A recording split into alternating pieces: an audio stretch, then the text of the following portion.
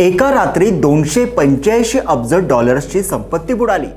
जगभरातल्या मोठ्या IT कंपन्यांचे शेअर्स अचानक कोसळले। सेल्सफोर्स, ॲडोबी, इन्फोसिस, विप्रो सगळ्यांना झटका बसला। प्रश्न एकच, AI आता नोकऱ्याच नव्हे तर संपूर्ण सॉफ्टवेअर कंपन्याच संपवणार आहे का? आज आपण समजून घेणार आहोत सास्पोकॅलिप्स म्हणजे काय, अँथ्रोपिक कंपनीचं नवीन AI टूल नेमकं काय आहे आणि यामुळे शेअर मार्केट का हादरलं। नमस्कार, मी विहंग ठाकूर। सास्पोकॅलिप्स हा नवीन शब्द आहे।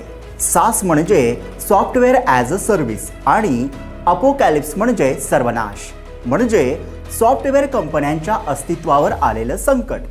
आतापर्यंत AI सॉफ्टवेअरला मदत करत होतं, पण आता भीती आहे की AI सॉफ्टवेअरची जागा घेईल का?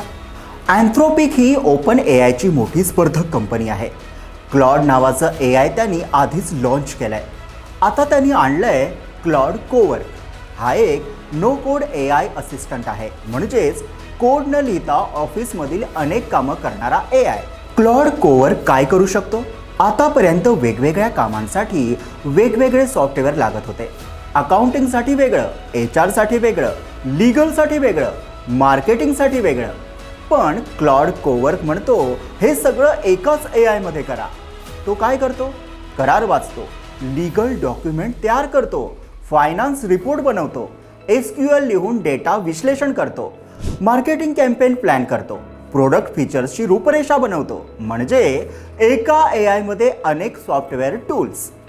पण मग प्रश्न असा आहे, या सॉफ्टवेअरमुळे शेअर मार्केटमध्ये उलथापालथ का झाली?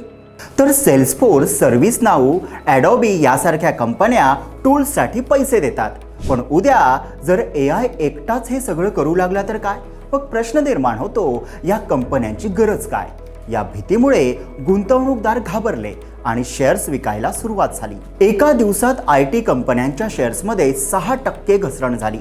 285 अब्ज डॉलर्स मार्केट व्हॅल्यू उडाली। नॅस्डॅक 350 पॉइंट्सनी कोसळला। तर याचा भारतीय शेअर बाजारावर काय परिणाम झाला? इन्फोसिसमध्ये 6% घसरण, विप्रोच्या शेअर्समध्ये 5% घसरण, कॉग्निझंट ॲसेंचर्सच्या शेअर्समध्ये 10% घसरण। म्हणजे AIचा धक्का थेट भारतीय IT कंपन्यांवरही बसलाय। आधी लोक म्हणायचे AI माणसाला मदत करेल, आता भीती आहे AI माणसाची जागा घेईल का?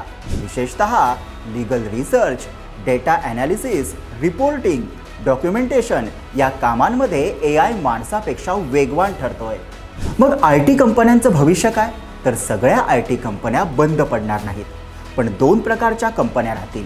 पहिली म्हणजे AIला स्वीकारणाऱ्या आणि त्याचा वापर करणाऱ्या।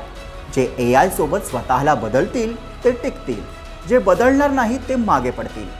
सास्पोकॅलिप्स म्हणजे सॉफ्टवेअरचा अंत नाही, तर सॉफ्टवेअरच्या जगातील क्रांती आहे। प्रश्न इतकाच आहे, आपण या बदलासाठी तयार आहोत का?